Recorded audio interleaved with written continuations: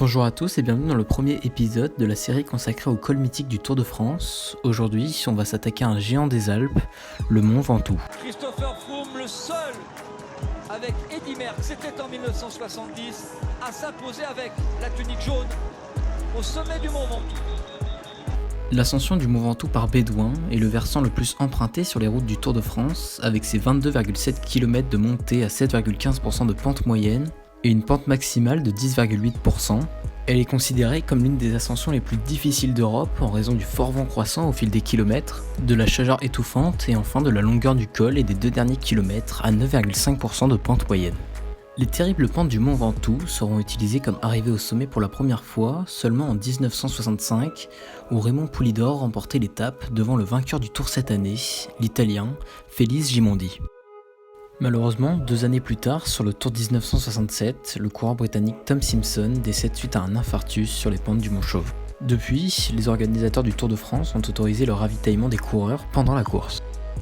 Et c'est 2 ans plus tard, sur le Tour 1970, où Eddy Merckx remportait son deuxième Tour de France, que le cannibale, maillot jaune sur les épaules, allait remporter la 14e étape qui sépare les Gap du Mont Ventoux.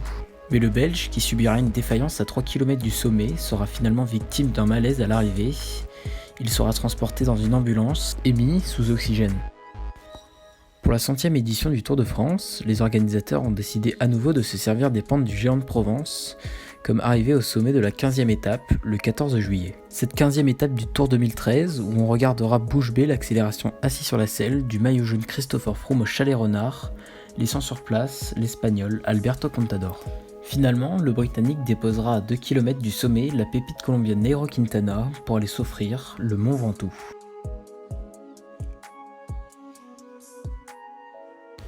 Le lundi 17 juin 2019 a lieu la première édition du Mont Ventoux Dénivelé Challenge, une course European Tour de catégorie 1.1 dédiée au Mont Ventoux. Cette première édition était promise au grimpeur auvergnat Romain Bardet, mais sera finalement remportée par l'Espagnol Jesus Herrada devant Romain Bardet et Rain Taramae.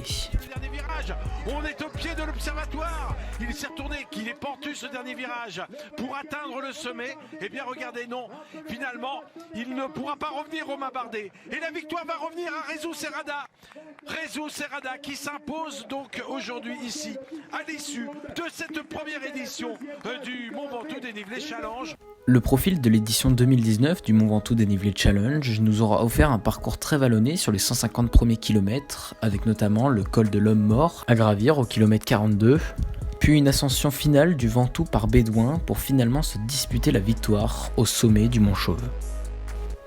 Et pour cette édition 2020, décalée au 6 août, les organisateurs ont décidé de faire gravir aux coureurs 2 fois le Mont Ventoux, une première fois au kilomètre 105, jusqu'au Chalet Renard, et enfin une seconde fois après 165 km d'efforts pour se jouer la gagne au sommet du Mont Chauve.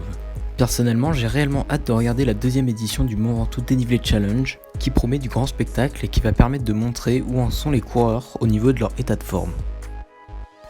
Pour conclure, voici 4 chiffres clés sur le Géant de Provence.